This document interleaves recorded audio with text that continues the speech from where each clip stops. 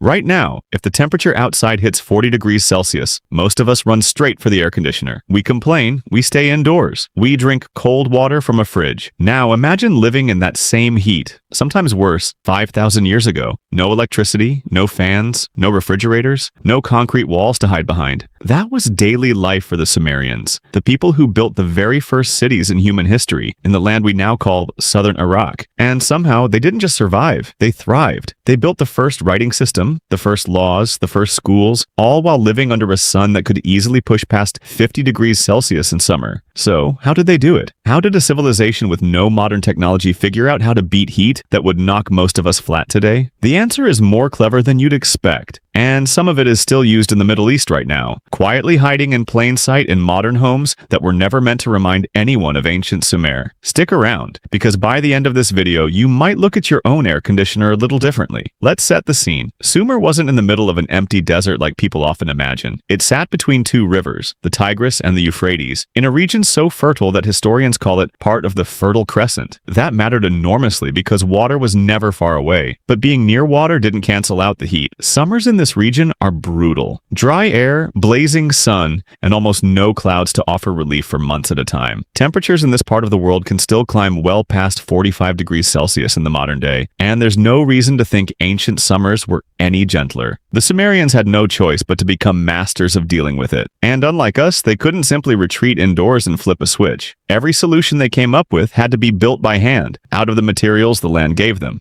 Mud, water, reeds, and time. They did that through design, timing, and daily habits that were, honestly, ahead of their time. Surprising detail 1. The houses. The first weapon against the heat wasn't a tool, it was mud. Sumerian homes were built from sun-dried mud bricks. That might sound primitive, but mud brick has a hidden superpower. It's an incredible natural insulator. Thick mud walls absorb heat slowly during the day and release it slowly at night. That means while the outside world was baking under the sun, the inside of a Sumerian home stayed noticeably cooler.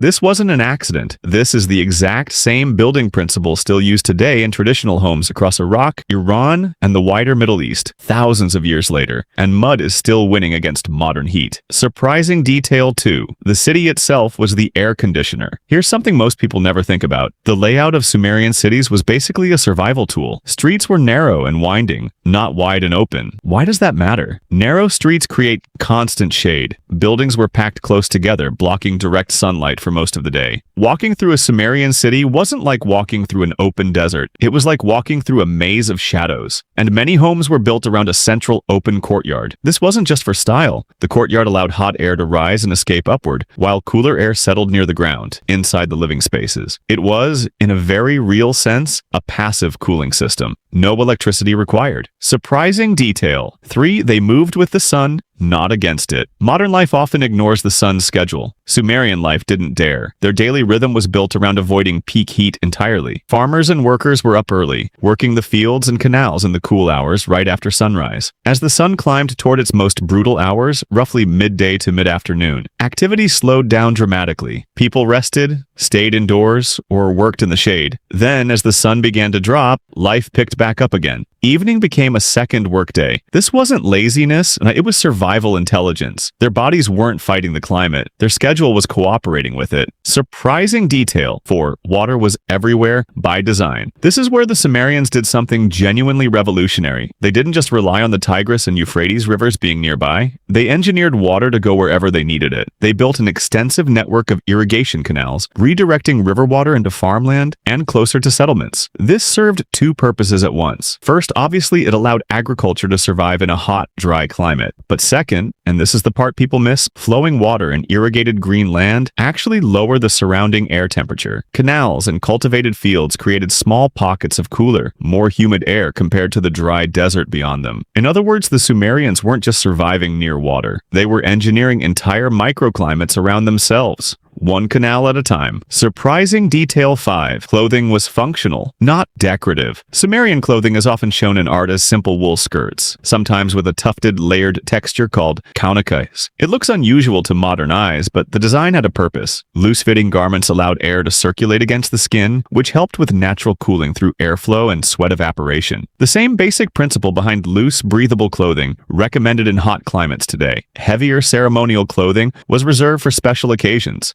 not daily labor under the sun. Surprising detail 6. Even their mythology remembered the heat. Here's a detail that rarely makes it into documentaries. Sumerian texts and hymns occasionally reference scorching heat and drought as forces powerful enough to threaten crops, animals, and people. Heat wasn't just a background inconvenience to them, it was significant enough to appear in their religious and literary imagination, alongside floods and famine. This tells us something important. Surviving the heat wasn't a minor daily task for the Sumerians. It was a defining challenge of their entire civilization, one serious enough to shape their beliefs, not just their architecture. Surprising detail 7. They slept on the roof. Here's something that sounds strange until you think it through. During the hottest parts of the year, many Sumerians didn't sleep inside their homes at all. They slept on the rooftop. Mud brick roofs were flat, and once the sun went down, the desert air cooled quickly at night. The ground and lower rooms, though, held onto the day's heat far longer than the open air above. So families would carry bedding up onto the roof and sleep under the stars, catching whatever breeze passed through, far above the trapped heat still radiating from the walls below.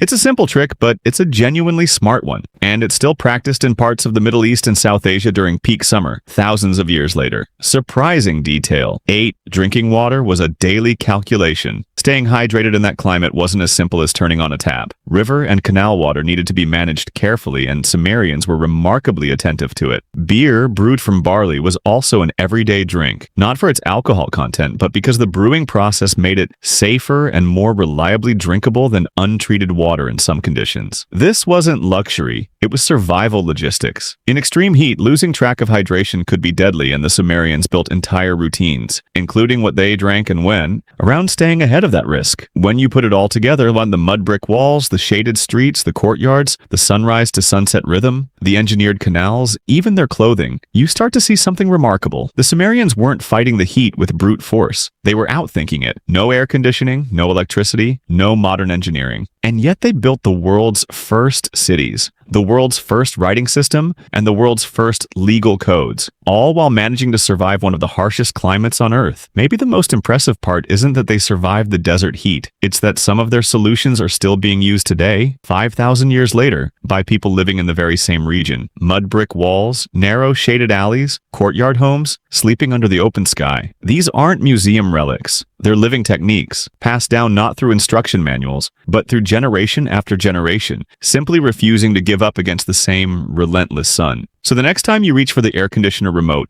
remember, the first people to ever build a city, invent writing, and put laws into words figured out how to beat the heat without a single watt of electricity. And in some quiet corners of Iraq today, their solution is still keeping people cool.